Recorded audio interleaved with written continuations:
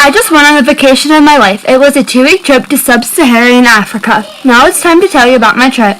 First, I drove to the Pittsburgh International Airport. From there, I caught a flight to Cape Town. Cape Town is 8,081 miles away. I had a long plane ride, but finally I landed in Cape Town at the Cape Town International Airport. My first destination I visited was Cape Town. I did many things in Cape Town. I had an amazing time. My interior went like this. My first stop was the Castle of Good Hope.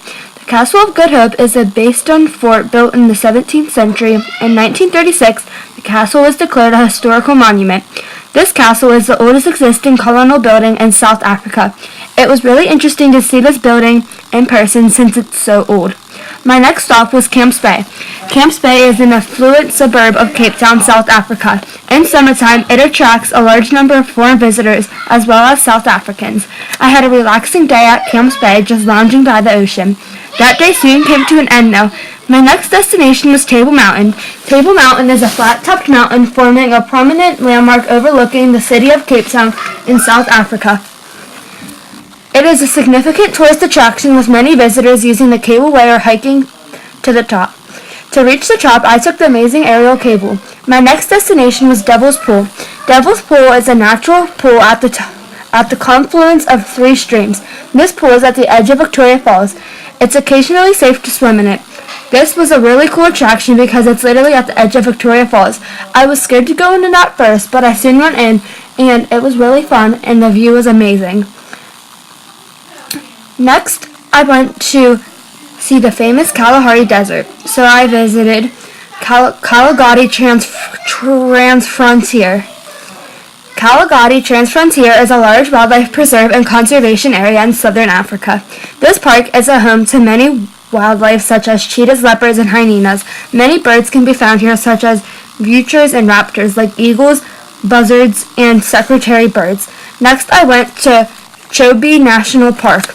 I've always wanted to go on an old-fashioned safari, and when I was in Chobe, that's what I did. Chobe National Park is Botswana's first national park. It's the 3rd largest park in the north of Africa. I saw many animals on my safari, like bulls and lions, giraffes, hippopotamuses, cheetahs, and elephants. My next stop was Victoria Falls. Victoria Falls is the world's largest waterfall. In Africa, on the border of Zimbabwe and Zimbabwe sits Victoria Falls. People can swim in Victoria Falls at certain times because a natural pool forms at the top called Devil's Pool. I visited Devil's Pool earlier in my trip. I learned that Victoria Falls leads into the Zambezi River. My next stop was the Kabale Forest National Park. Kabale Forest National Park is a national park in southern Uganda, protecting the evergreen rainforest. This rainforest is home to many chimpanzees. Chimps and humans share over 90% of their genes. That's cool, right? My next stop was Nairobi. Nairobi is the largest city of Kenya. Although it's a large city, downtown Nairobi isn't too good. People are homeless and people don't have much money either. The city is beautiful though.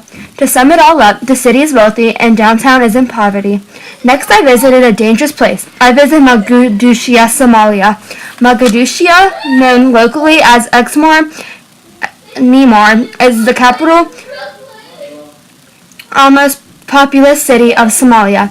It's located in the coastal Bandar region on the Indian Ocean. The city is an important part for Melaneva. Lastly, I visited Timbuktu. I wanted to see the priceless historical architecture. Timbuktu is an ancient city in Mali, situated 20 kilometers of the Niger River. I learned many things on my trip, and after sharing this with you, I hope you learned some new things too. Maybe you can take a trip to Africa one day and discover all the famous landmarks and just have a fun time with family or friends. I hope you learned some new facts.